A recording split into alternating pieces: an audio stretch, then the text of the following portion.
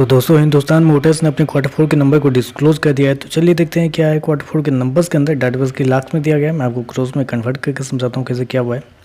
तो देखिए पिछले क्वार्टर की बात करें तो बेसिकली यहाँ पे operational revenue basically company generate नहीं कर पाई है काफ़ी लंबे समय से, क्योंकि पिछले क्वार्टर में देखें तो 1.3 करोड़ के आसपास पिछले साल ₹0 का ऑपरेशनल रेवेन्यू, जबकि अभी देखें तो कंपनी का रेवेन्यू 1.8 करोड़ के आसपास आपको देखना है। तो कंपनी का ऑपरेशनल रेवेन्यू देखें जहाँ पिछले साल इसी क्वार्टर में कंपनी ₹0 के आसपास का सेल्स कर रही थी, यानी कि ऑपरेशन के थ्रू कंपनी का रेवेन्यू जीरो हो रहा था। उस समय कंपनी का ऑपरेशन बंद था पूरी तरीके से।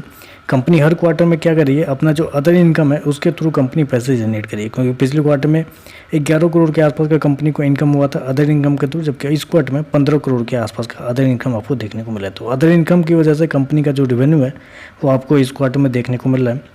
चलिए कंपनी के एक्सपेंस क्या है वो देख लेते हैं। तो देखिए पिछले क्वार्टर में 1.3 करोड़ के आसपास कंपनी ने खर्च किए थे, पिछले साल 1.2 करोड़ के आसपास, जबकि अभी देखें तो कंपनी के खर्चे 1.1 करोड़ के आसपास है। तो कंपनी के खर्चे देखें तो कंपनी के खर्चे ऑन एन एवरेज ठीक ही है, क्योंकि मैं आपको बता दूं जिनको नहीं पता है कि जब भी कंपनी अपना जो रेवेन्यू है ऑपरेशन को छोड़ के किसी और तरीके से रेवेन्यू जनरेट करती है, जैसे कि अदर इनकम के थ्रू, तो अदर इनकम में कंपनी के जो खर्चे होते हैं वो बिल्कुल होते हैं जीरो। इसमें कंपनी को ₹1 भी खर्च नहीं करना पड़ता है अदर इनकम में जो कंपनी रेवेन्यू जनरेट करती है उसमें।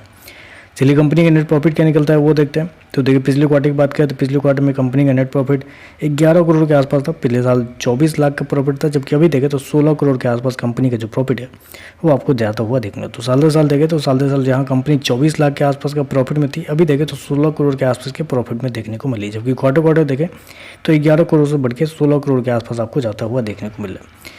ईपीएस की बात कर लेते हैं। तो देखिए पिछले क्वार्टर में कंपनी का ईपीएस 54 पैसे के आसपास, पिछले साल 1 पैसे के आसपास, अभी देखें तो 77 पैसे के आसपास आपको देखने को मिला है। तो ओवरऑल अगर नंबर को मैं समराइज़ करूं तो देखिए नंबर तो ठीक ही है, नंबर तो अच्छे हैं, इसमें कोई डाउट नहीं, लेकिन एक चीज़ मैं आपको गाइड करना चाहूँगा।